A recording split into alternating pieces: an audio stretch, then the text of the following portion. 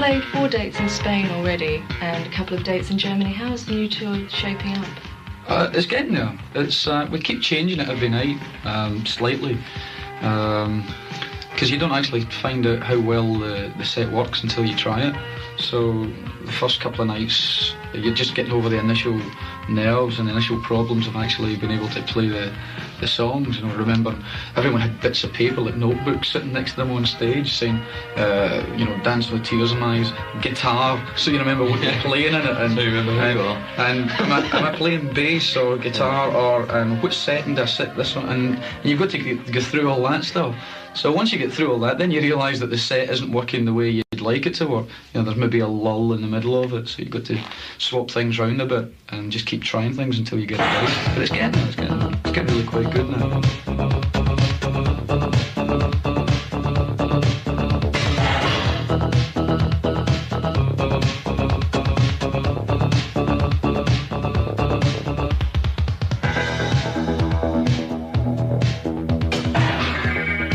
What sort of venues have you been playing over there? Oh, it was a real mixture. Like from sports stadiums, and then one was just like a large club.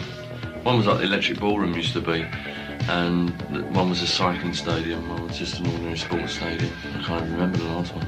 Yeah, it was a real mixture. There was a couple of small stadiums. You ran into a few problems on the quartet tour last year trying to get the set all around the world. Has this set proved to be more flexible? No.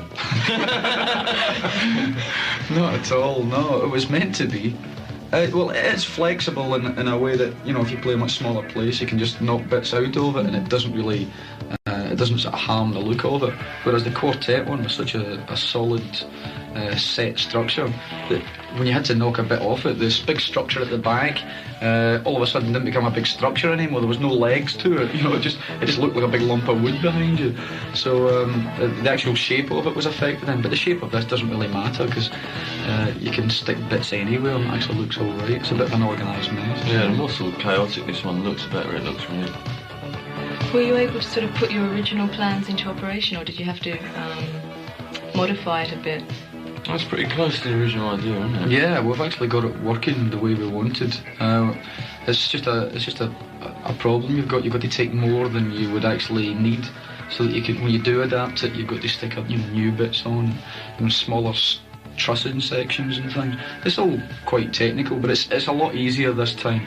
I think it'll be a lot easier once the crew get into the swing of being able to put it up and pull it down and things. I mean, the first few concerts, the crew actually took like 6-7 hours to dismantle it, and the normal breakdown time should be about 3 hours. So they're finding that a bit hard, but I think the more we do, the easier it's going to come for them.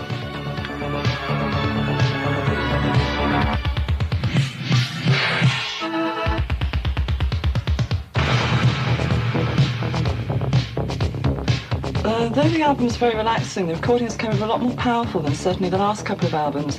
Was that something that's a natural progression, or did you actually give everything to make a harder album this time?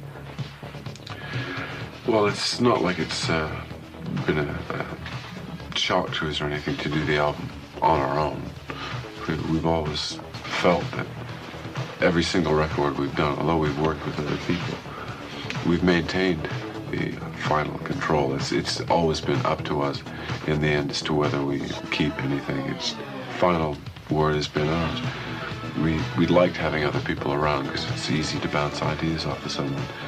And when we did this one, it just happened. I mean, there was no calculated philosophy behind it. We didn't think, okay, this is the one we do by ourselves. It just worked out that way. We simply couldn't think of a person we wanted around for this one. We thought, let's not make an issue of it, let's not push it, we'll just do it ourselves. And we quite got into the idea of doing that. And as far as the sound of it goes, it's a very intangible thing. As to you have a rough impression of the areas you want to try and succeed in, or things you want to steer clear of that you remember you learned from having done the last record. Your taste changes in between doing albums, so you really have to just start doing it and see which way it wants to go by itself, and then follow that.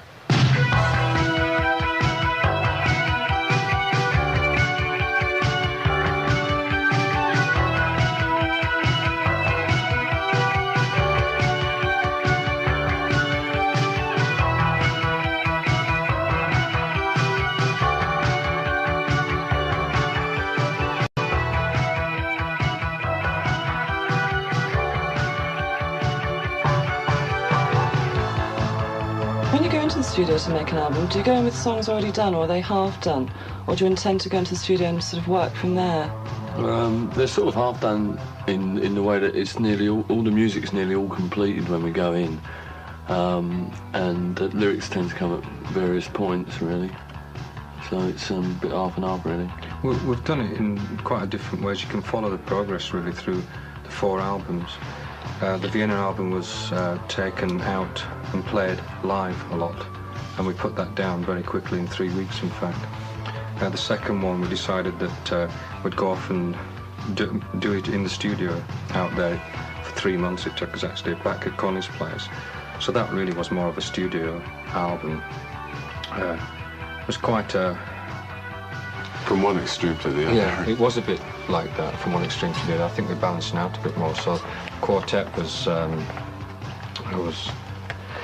more rehearsed. That's the way George preferred, George Martin. You know, it's quite rehearsed really, the whole thing. And I think we've got quite a happy medium on this album. That's why this it's quite a confident album, quite a strong album. Because I think we've hit a happy medium through the experience, you know.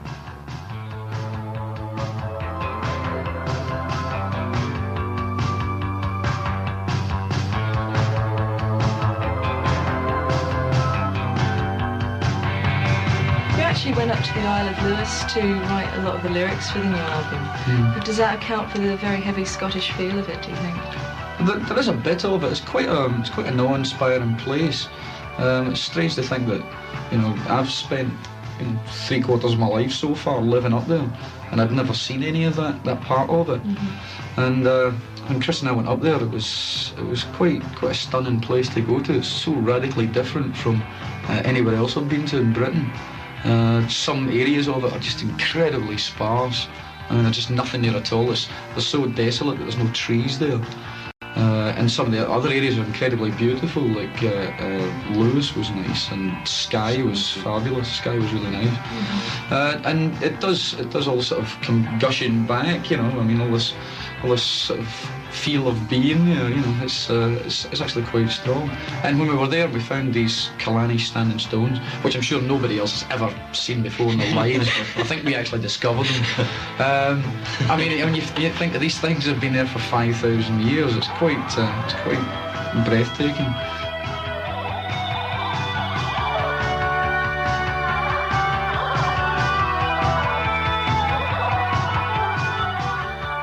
Apart from the differences in recording that you've talked about, how does Lament stand up to your previous albums? I actually do honestly believe it's the best album we've ever done, because it's one of the only ones where I can listen to it now. And normally, when we've done an album, I can't. I mean, in fact, I don't listen to any of the other albums. And this one, it's just like okay to listen to, easy listening. Is it a step forward or a step sideways, do you think? I think all our albums are a bit of everything. A step forward, a step sideways, and a bit of a step backwards, because we sort of draw on from what we've done before. But it's just the way we like working. I mean, if we just suddenly went rockabilly overnight, you know, I think it'd be absolutely disastrous. So we don't ever sort of take a huge sort of leap into some sort of unknown area, but what we do is we use everything that we've experienced before, and we just move it onto a new area that we particularly like. Do you think it's likely that you will produce your own albums in the future as well? Well, no, I don't know. It was interesting this time, and now that we know we're actually capable of doing it, it won't be as much of a headache thinking about it. You know, it was actually a lot easier than we anticipated.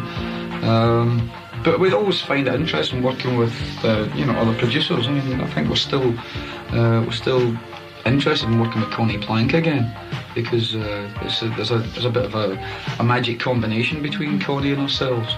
But the circumstance would have to be right. I don't think we'd spend another 3 months out at Connie's studio, trying to learn how to speak German. It'd be difficult to get him out of Germany. And it's very difficult to get him out of his own studio, so we need to come to some sort of compromise. I'm sure we could turn my back garden into a farmyard or something. He'd be more than happy. You know.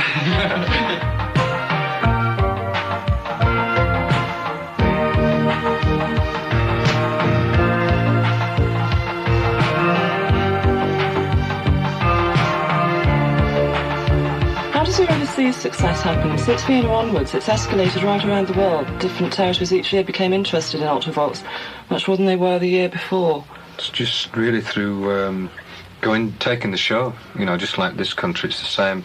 We try and keep it the same in other countries. We tour a lot, really, to get that success.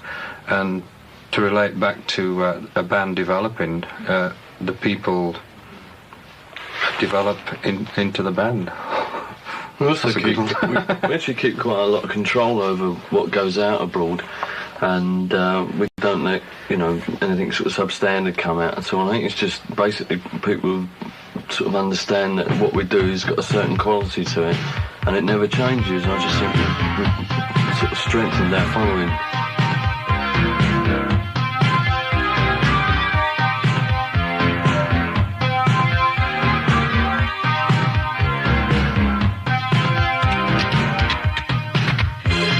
Time you've been sponsored on tour, and you've picked a very interesting way of presenting your tour booklet.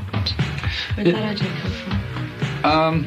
Well, the sponsorship idea was just something that came along. I think probably through working with Levi's in the past. Chris and I did the music for one of their adverts. We got to know the advertising agency and things, and of course I think the advert's up for some award just now for the music, which is very nice. Just even being nominated for it's very nice. So that was like the connection made there, and of course Levi's have sponsored David Bowie and Roxy Music, and it's nice to think that we're the next band in line that they're going to work with on sponsorship. Sponsorship means that they put money towards the actual tour, which means we can keep the ticket prices at a reasonable price, and we can do things like the programme we're doing. Now we've had a bit of help there from Sony as well, so rather than just do a straightforward booklet type programme, we're doing an audio-visual programme, which I think it's the first time it's ever been done. We're not quite sure. So this cassette that you're actually hearing just now it was given to us by Sony, which means that we could do that. So the booklet has nothing but photographs and lyrics in it. So it just means that it's much more interesting sitting flicking through the book and hearing us prattling on in your headphones. It's a great idea. So we've got to thank Sony and Levi's for letting us do this.